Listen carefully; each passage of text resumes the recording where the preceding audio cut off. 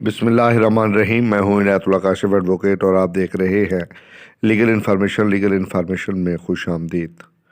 आज का मेरा मौजू होगा कि ज़ुबानी शहादत में कौन कौन से गवाह अदालत में पेश हो सकते हैं। बड़ा अहम मौजू है। अमूमी तौर पे लोगों को पता ही क्यों नहीं होता कि किसको गवाह रखना है, किसको गवाह नहीं रखना।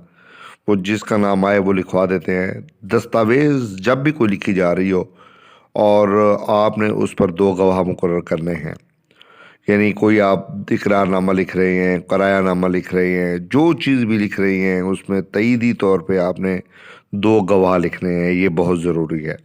और गवाह सच्चे हों, दयानतदार हों। अगर उनके सामने दस्तावेज़ लिखी जाएगी, इंसाफ के साथ लिखी जाएगी, तो फिर नाइंसाफ़ी की गवाही हो ही नहीं सकती। होता क्या है, अमूमी तौर पे हम प्रोफेशनल लोगों के नाम लिख देते हैं, तो जो जहाँ का मशहूर गवाह है या मशहूर आदमी है, हमने उसका नाम लिख दिया, उसके दस्तखत करवा दिए, फिर उसको पता ही कोई नहीं होता कि मैंने कौन सी दस्तावेज़ पे क्या दस्तखत किए हैं।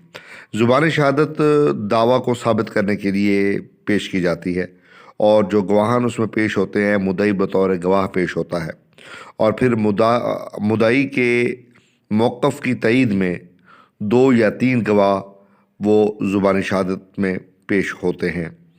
और अमूमी तौर पे जब कोई दस्तावेज़ होती है तो उसके मार्जिनल विटनेस जो होते हैं दो, वो पेश किए जाते हैं।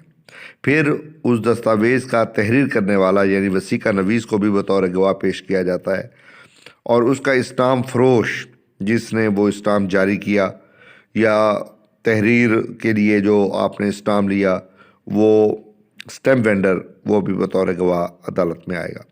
उसके पास जब आपने दस्तावेज़ लिख ली और आपने नोटरी पब्लिक से तस्दीक करवाई या ओथ कमिश्नर से आपने तस्दीक करवाई, तो ओथ कमिश्नर होगा तो ओथ कमिश्नर, या अगर नोटरी पब्लिक होगा तो वो भी अदालत में बतौर गवाह पेश होगा।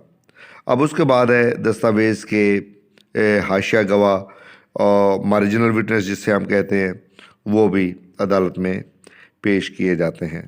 ठीक है, ये अगर कुल मिला के आप देखें तो ये 6 गवाह बन जाते हैं, यानी मुद्दई, दो उसकी तईद में, दस्तावेज़ का तहरीर करने वाला, स्टाम्प फरोश, दस्तावेज़ की तस्दीक करने वाला गवाह, वो एक भी हो सकता है, दो भी हो सकते हैं, और दस्तावेज़ के वो मार्जिनल विटनेस, वो दो अमूमी तौर पे होते हैं। तो ये ज़ुबानी शहादत में जो है वो पेश किए जाते हैं।